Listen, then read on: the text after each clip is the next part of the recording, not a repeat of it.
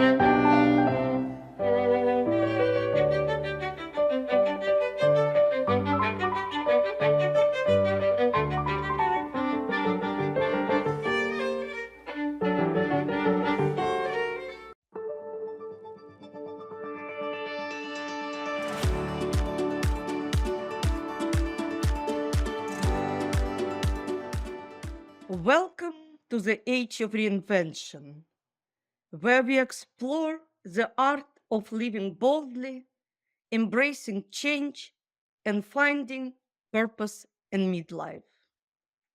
I'm your host, Emily Bron.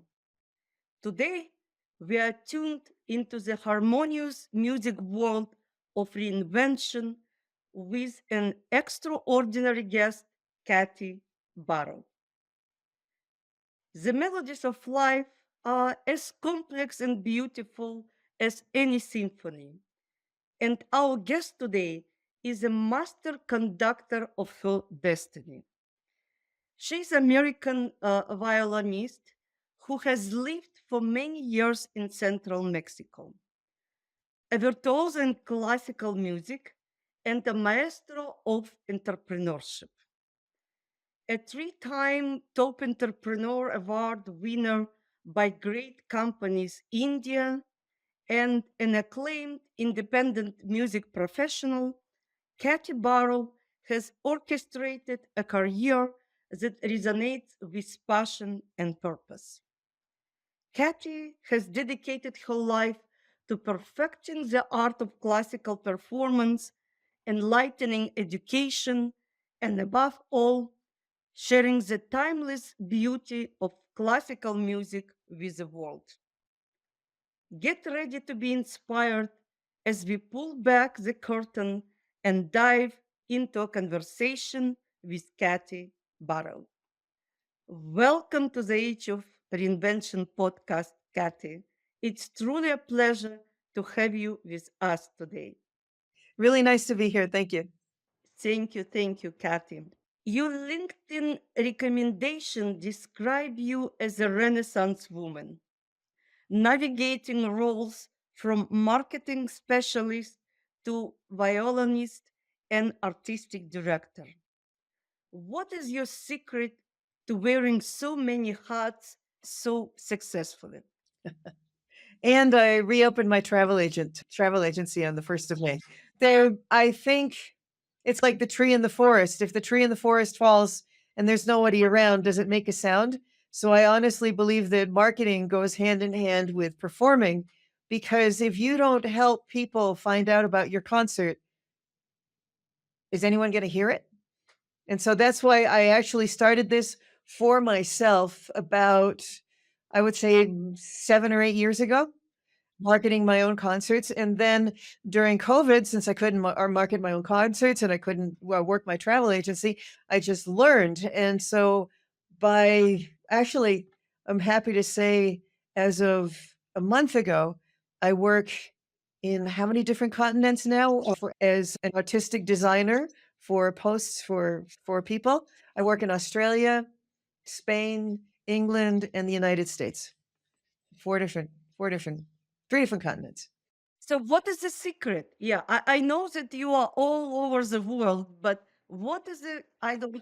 They all go together. It's if you're a musician and you have to depend on somebody else to do your marketing, the other person could fail. That's how I actually started. I hired somebody, I paid them a lot of money 3 times. The first time it was great. We made tons of money. The second I broke even. And the third I lost the equivalent of a month and a half of my salary in the orchestra because he just didn't do his job. And so I figured it can't be so hard. It can't be so hard to do it. So I started doing my own publicity. And that's really how the quartet has survived and flourished, because I don't have to pay someone to do the publicity. I do it myself. So it's happened out of the need. But I believe that music is still your main passion and industry. And even you've had such a multifaceted career in the music industry. Could you share with us the moment you realized that music was your calling? I'm going to go back to your last comment. I wouldn't actually say it's a need. It's a desire to have more people hear us.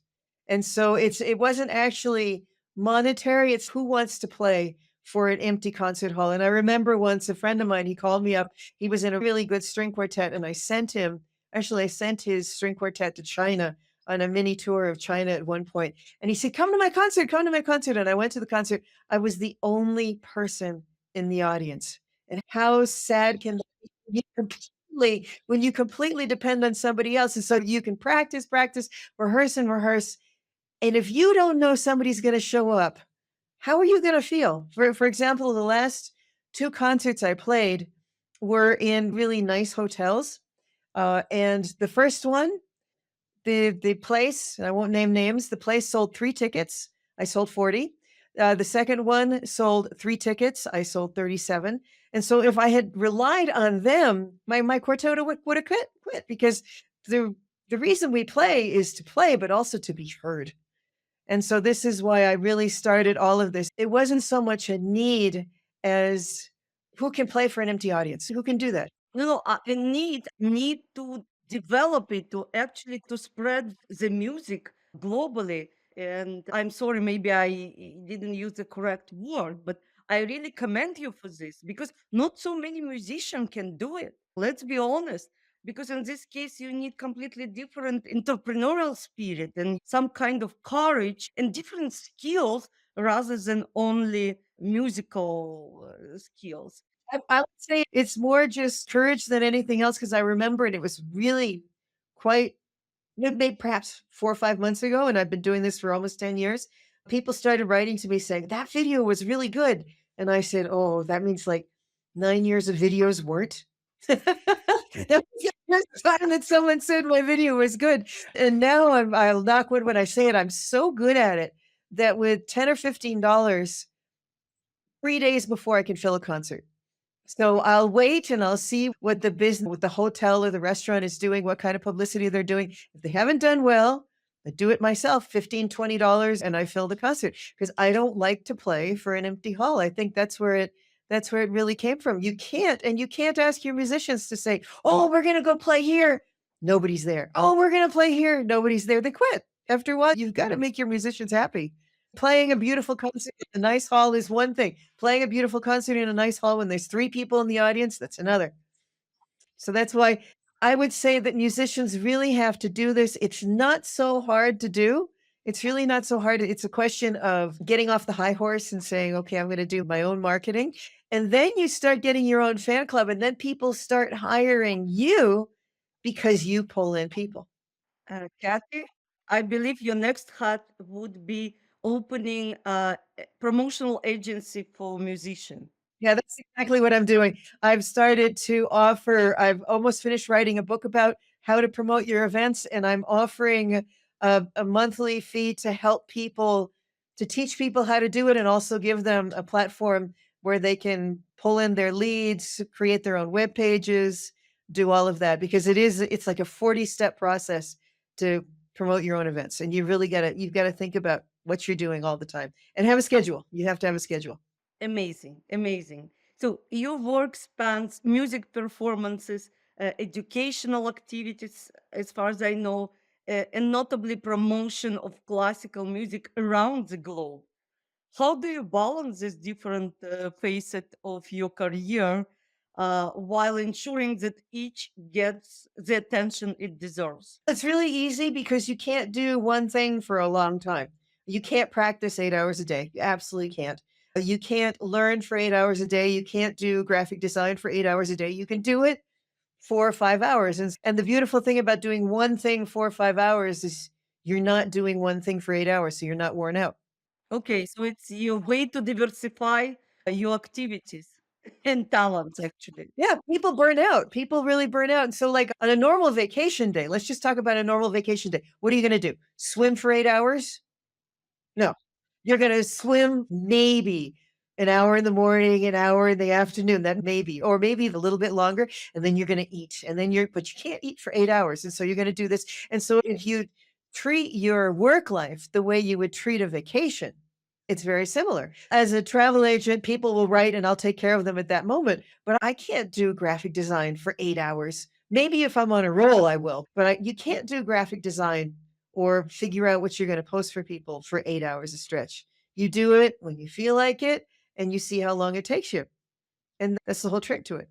But it's amazing that you can do all of it yourself, being, I would say, self sufficient and multi faced.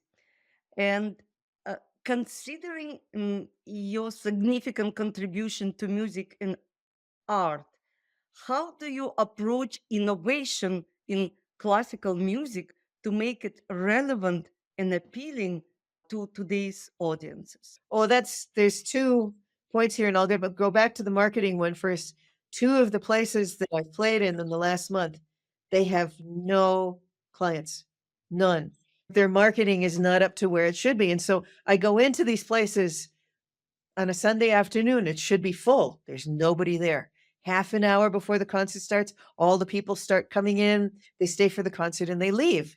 And so when you hire my classical music group, you fill your hall and you fill your business. And so if it's a restaurant, it's really amazing. I tend to play on Sunday nights when Sunday evenings when the people are leaving and nobody's usually there. So I help restaurants and hotels earn money, which is something that classical music used to do. Classical music used to be there's a theater in every castle that you can imagine.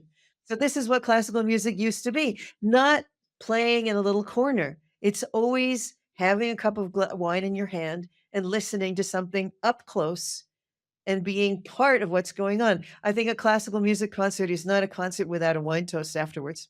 It's a nice addition to every musical event, and I really again commend you for creating such environment and such, I would say, marketing techniques, attracting these exactly people who would appreciate classical music and high scale environment. Because again, in our world where there are so many different distractions, and for young people and not so young, you found this exactly niche and you do it very professional, and you've made a notable impact as an independent music professional and I would say producer, especially in engaging small to mid-sized companies with classical music. Can you tell us more about how these partnerships come to life and the impact on community of musicians? That's a good question. About 2.5 years ago, when I started this, I had a series of patrons, and I've had from an Irish company to an Israeli translation service to a loan company from the United States to an investment in England to an import export company here in Mexico. And I had, to be honest, I had some problems with some of them because they weren't, once I started looking into them, they perhaps weren't the right perfect match for a classical music concert. And so I started thinking about it. I'm so good at promoting other companies. Why am I promoting other companies when I have my own travel agency? And so in May, I started promoting my own concerts and investing in my own concerts. In May, June, and July, I sold about $50,000 worth of travel through promoting it in my concerts. And so I'm thinking perhaps I might not ask for any more patrons because I know how to do it now. And I think I'm just going to patronize myself. And the first time, it was really funny. The first time I patronized one of my own concerts, I was really embarrassed because I didn't have a patron. This was like 6 years ago. I didn't have a patron. And so I get up on the stage and I said, the patron of today's concert is Viajar a tu gusto. I don't know where it's a travel agency if anyone would like to buy something. And of course, nobody bought because I didn't talk anymore about it. And then I finally get up on the stage, and it was a really scary stage because I couldn't see the audience. There's a completely black audience, and I couldn't see. It was strange. There was light on the stage, but it was completely black in the audience. So I couldn't see the reaction at all. And so I said to 120 people, I said, today's patron is me, and I own a travel agency. And if you'd like to buy something, saying that to 120 people was just terrifying. And I sold, I think, $2,000 that day, just that day from that concert. And so that's when I started thinking, I think I'll just do it on my own. And I went to, right after I decided to be my own patron, I went to a class on how to become an influencer. That's what I'm working on now because I have 60,000 fans and I want to get it up to at least 100,000. I went to this influencer, and all these people, like these big time influencers, millions of fans. Oh, I'm really interested in what you do. Can we work together? Because classical music is not found on social media. There's very few. And so when you do actually have classical music, it pulls. And so I would say to people who are listening, if you want to get your if you want to get your business out there, find a classical group to patronize. I can tell you exactly the conditions you need so you won't be pushed under a rug. So you'll actually get something for your money for patronizing. Or do it yourself. Just find out how to do it. And most musicians do have other jobs or perhaps other businesses. Just promote your own business. Amazing. And tell now a little bit about your travel agency. What kind of travel you're selling? And actually, I believe you can already sell some musical trips. Yes, I don't know if it exists in no, because there are company, and I'm following one in UK from the former opera performers, and not only opera, and they sell musical trips. They organize these trips to the main festivities in Europe, the main festivals of classical music. What kind of travel you are offering as of now? Oh, I actually work with a friend of mine who's a travel agent, and we did a 3-day weekend to Querétaro. It was like 4 hours away. And so what she did was she rented a little minivan. She took about 25 people, and they did a whole tour of Querétaro and everything else. And the last night was a concert in the hotel that we were all staying at. And so we're planning on doing another one. So we'll do San Luis Potosí, Puebla, and Toluca, and they'll stay one night. It's a chain, it's a hotel chain that's in all three cities. So they'll stay one night or 2 nights in San Luis, another 2 nights in Puebla, and they'll end in Toluca with a concert when they arrive.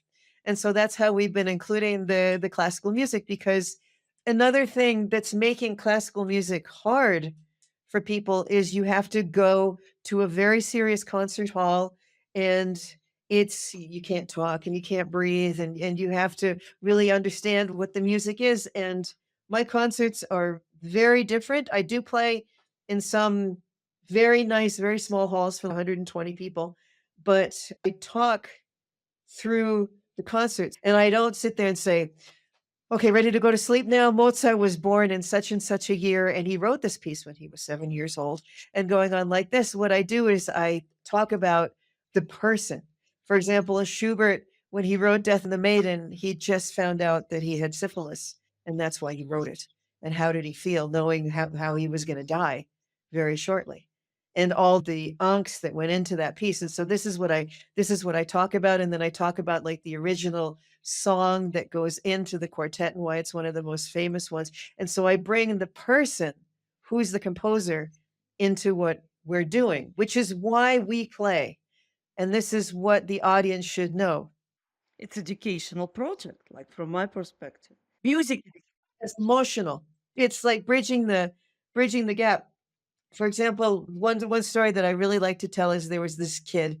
There's this guy, and what he remembers about being a kid is how hungry he always was and how his clothes stank, and how the Empress of Austria almost castrated him when his voice changed. And she made fun of him when she kicked him out of the choir. And his parents decided he would never be good for anything. This kid was a disaster from day one.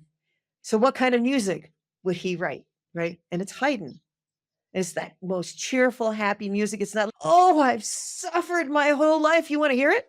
No, it's completely different. So you talk about the person and you talk about sometimes the person, like Beethoven, sometimes the person goes with the kind of music they write, and sometimes it doesn't. And why? I wish to participate in like in live in your trip and concerts. And I understand that you bring your quartet to this kind of travel event. Like it's really amazing.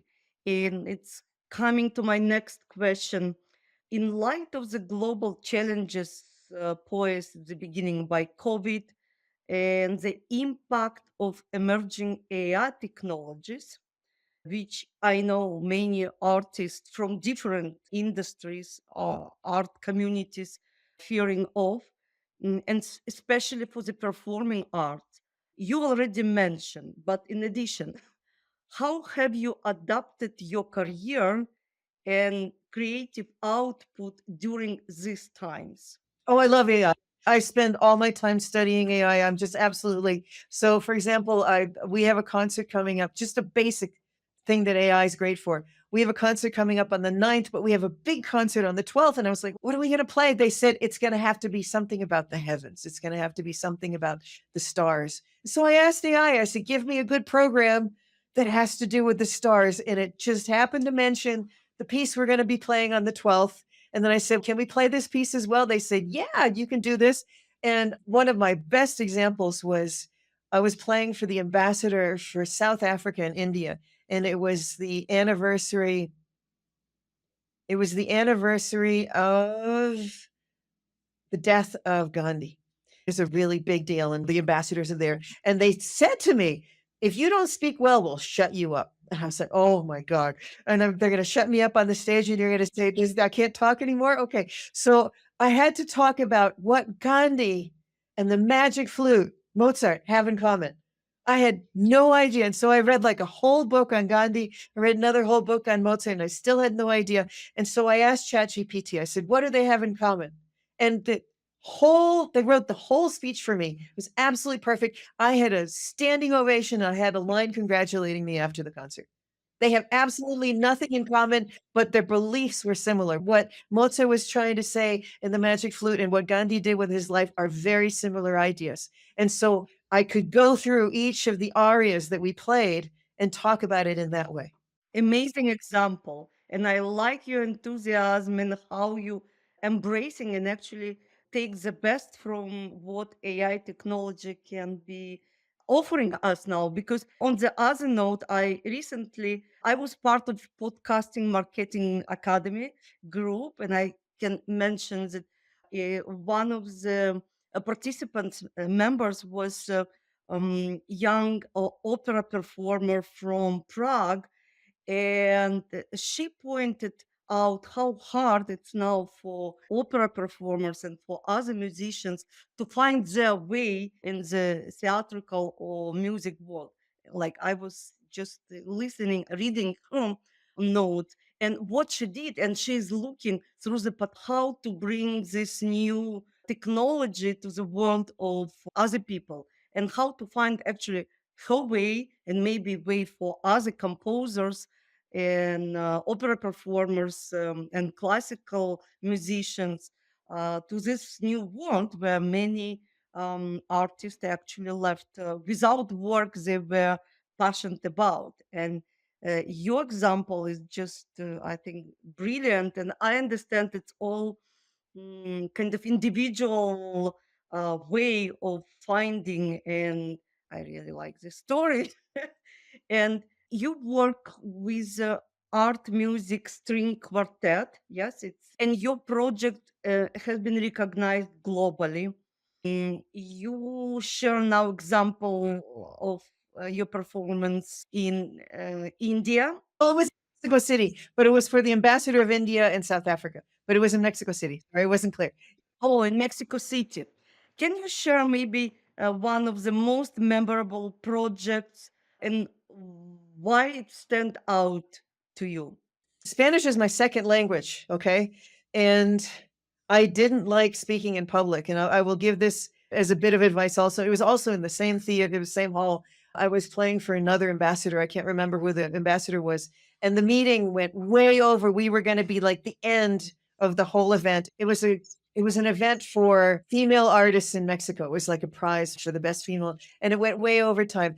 I had spent 2 years at that point studying how to speak in public, and one of my first teachers, he took me all over the state. It was so funny. He gave me free classes. He was an amazing teacher because I was the comic relief of every class because I couldn't play after I spoke and I had no idea what I was saying in Spanish because it's one thing, you know how hard it is to speak in public and then have it not be your language. It's really hard to do. And so the first couple of times it's really terrible. And as a violinist, it's a different part of your brain. And so I had to learn how to switch instantly from one side to the other. And so he'd say, talk about a boat going down the river and why you should be on it, then play something. People were already heading towards the door. I barred the door and I said, please, everyone, sit down.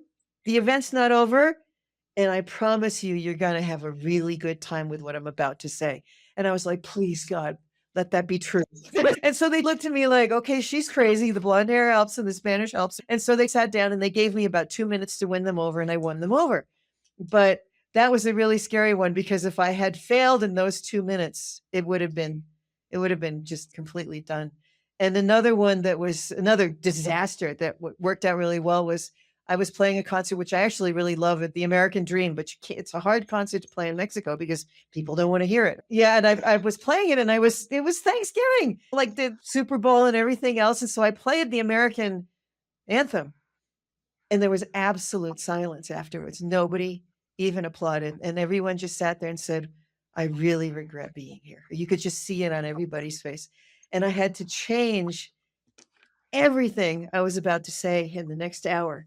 And I did. And I talked about how this is actually interesting, how the American dream was created by people who were foreigners who loved America so much that they created the visuals and the sounds that go with the United States as it is today. And so that's how I changed the entire. You also, if you're doing this, you got to be flexible and you've got to play with your audience. And tell me now, please, the topics that I'm always interested about cultural and musical world of Mexico. And for me, you one of the actual ambassadors of Mexican culture to international platforms.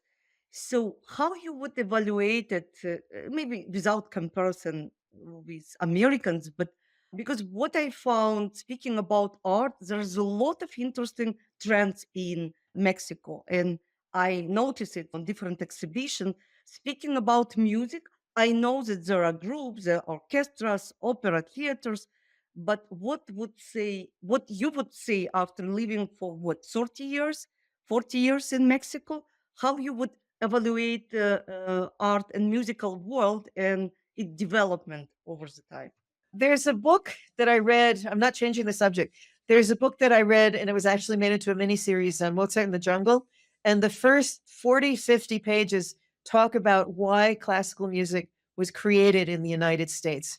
And I'll shorten it, and I don't, if the writer ever listens to this, I actually know the writer. I'll shorten it into one sentence. The United States created all of the orchestras. No, you speak about North Americas because, sorry, classical music was created in Europe, orchestra and all this tradition. The orchestras started becoming all over the place in conservatories and everything else to prove to Europe that the United States wasn't a cowboy country.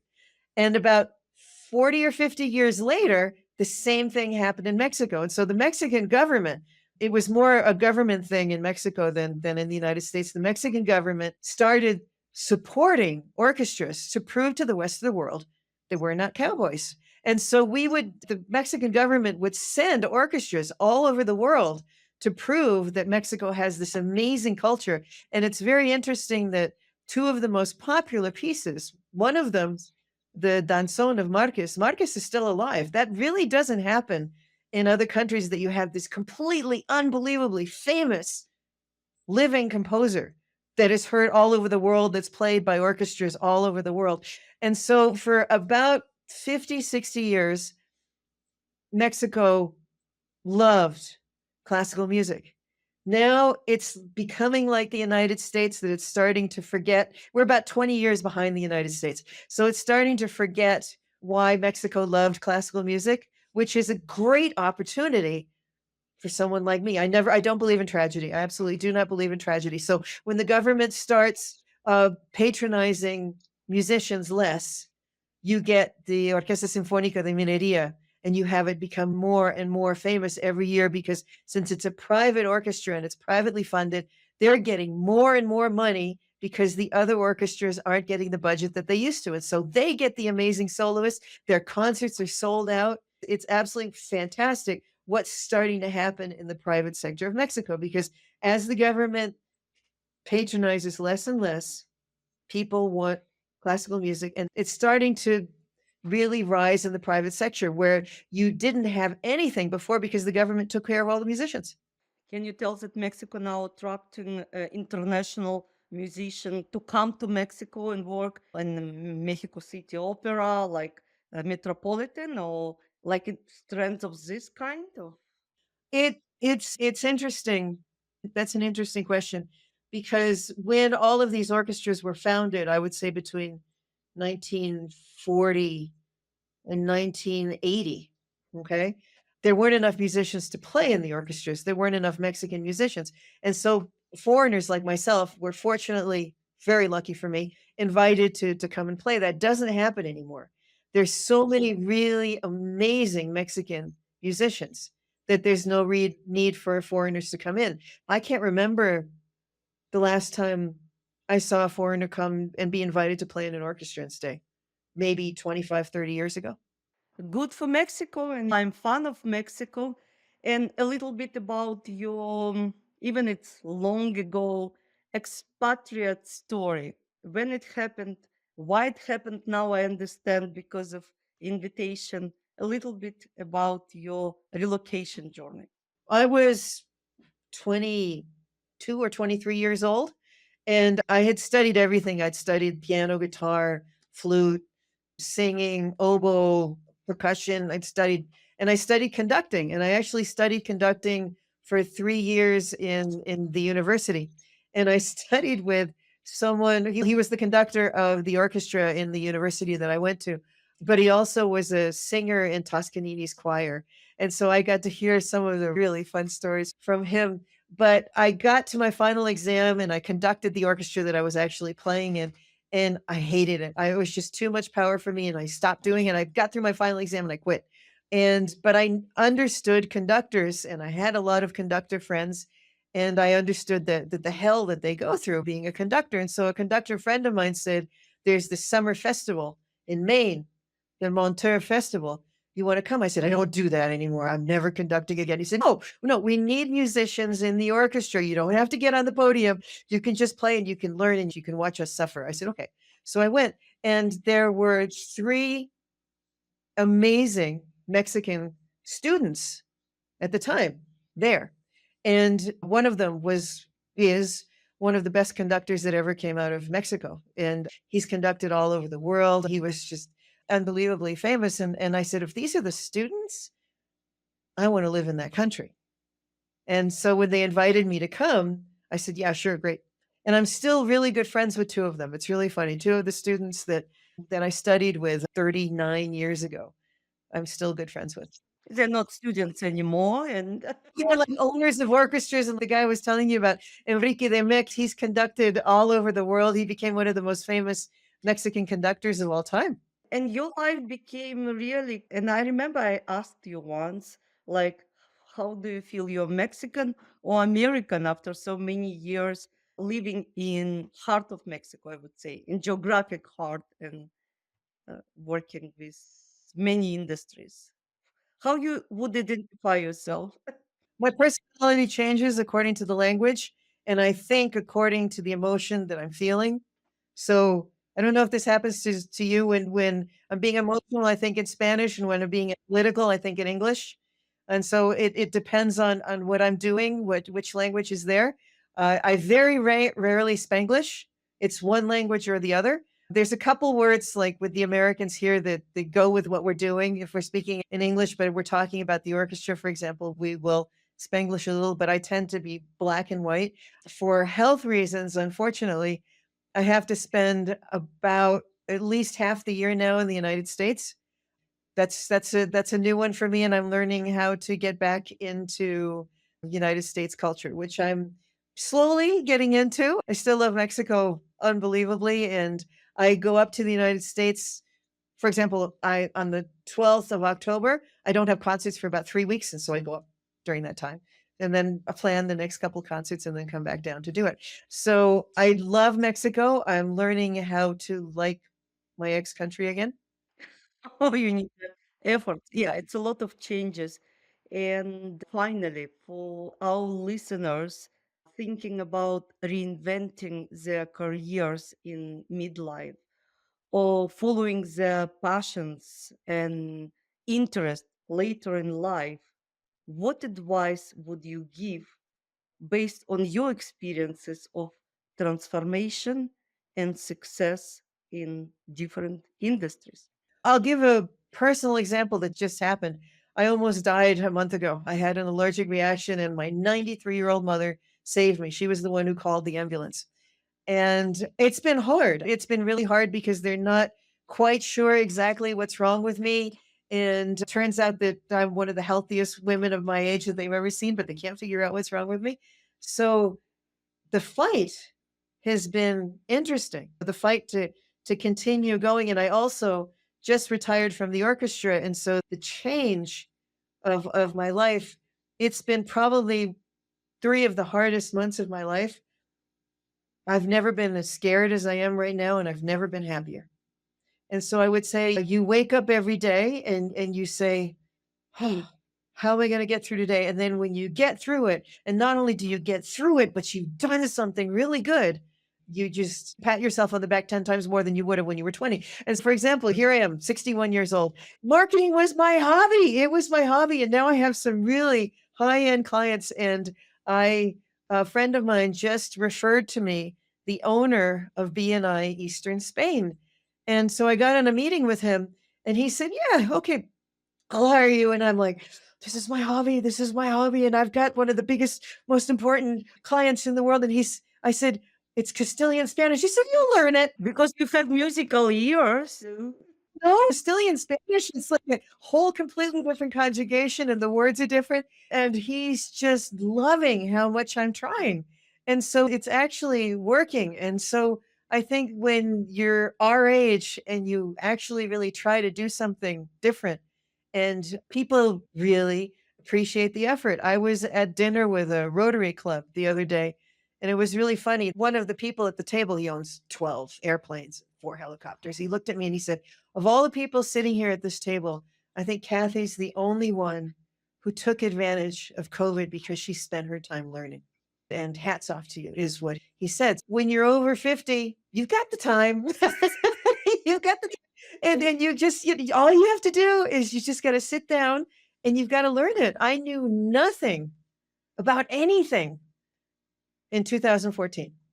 And I got my first job as a marketer in June of 2020. I just didn't sleep for 6 months and I managed to get it, but I knew nothing before I did it. And I'm really lucky now because I'm one of the few people who's got 4 years experience under her belt, in spite of how old I am. I've got the 4 years. The Age does marketing. It's an all male 25-year-old market.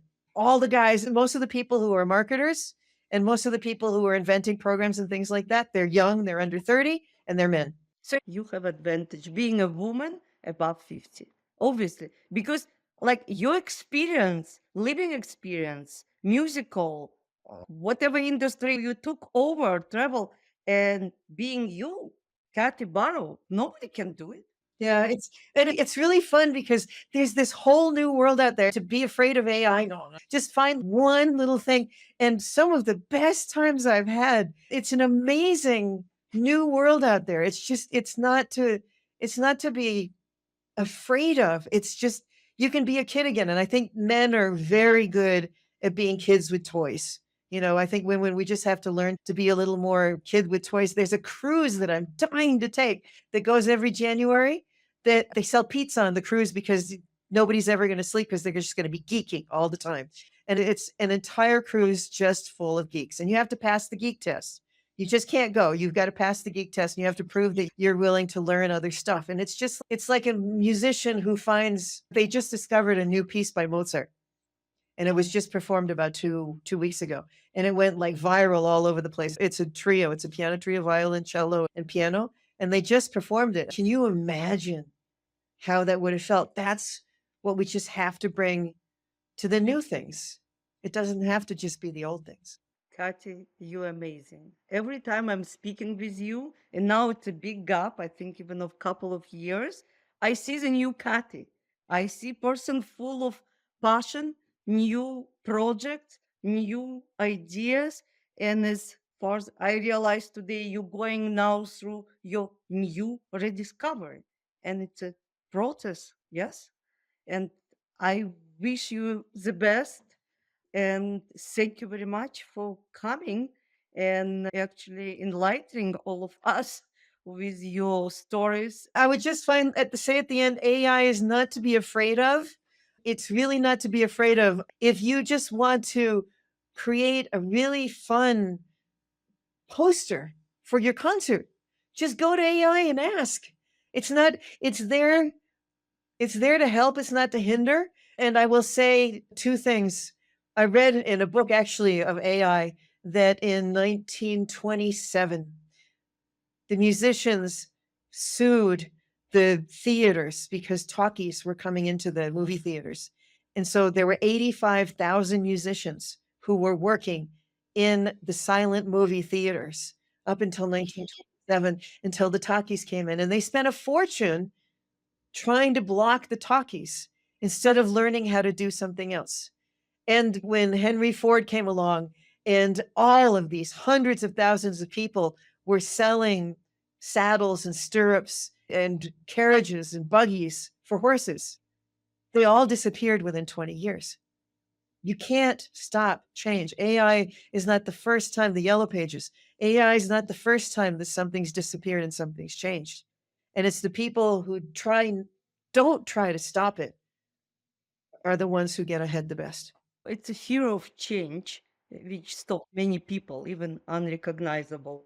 And yes, having your courage, it's a key to success. Curiosity. I wouldn't say courage. Courage helps, but curiosity is a really good thing to have. Absolutely agree. Thank you, Katya. Thank you very much. Good luck to you in each of your projects. Thank you so much. Thank you.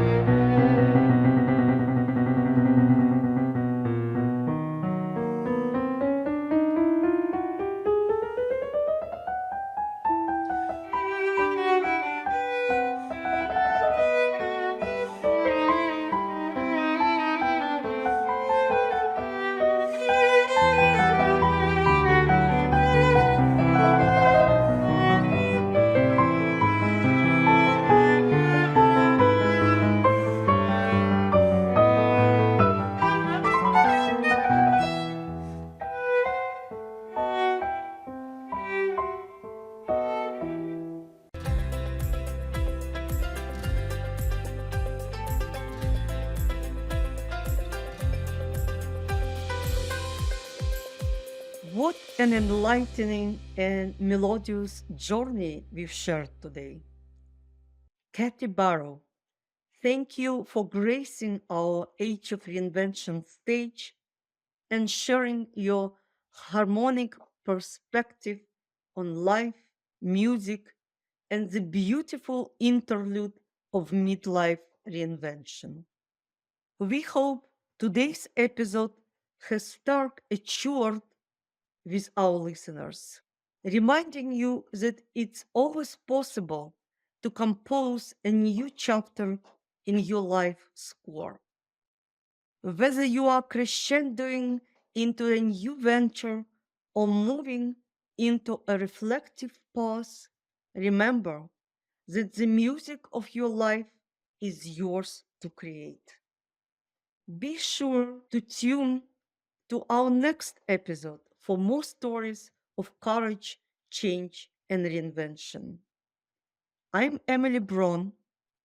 Remember, midlife is not a crisis, it is crescendo. Let your life think it unique melody. Thank you for listening, and until next time, keep harmonizing with the symphony of your life.